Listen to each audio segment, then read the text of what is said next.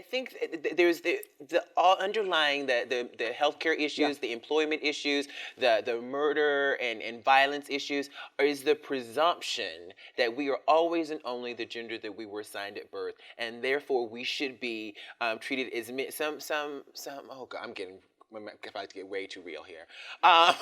Some human being, I was about to say something, wrote that people have been writing, that I'm mentally ill, that trans people are mentally ill. So that kind of stigmatizing, right, continues to perpetuate mythology that we are somehow deranged and mentally ill, and there is a reason then to discriminate against us. Yes. Even if somebody were mentally ill, it does not mean that they need to be beaten to death on the street.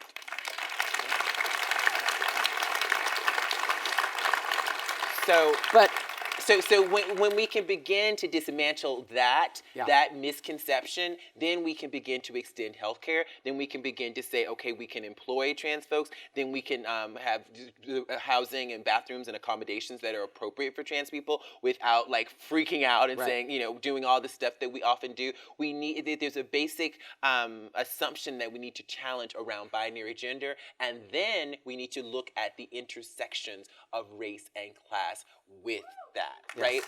So that this LGBT movement has to look at other issues. Because if we just are looking at the transgender piece, we're missing a lot. We're missing a lot because when folks are Black and Latina mostly and are getting HIV at disproportionate rates, or being murdered at disproportionate rates, or trafficking to sex work at disproportionate rates, there's something about being Black and Latina in our white supremacist culture that we have to look at and.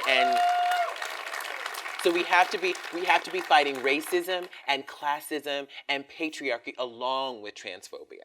Right. Okay.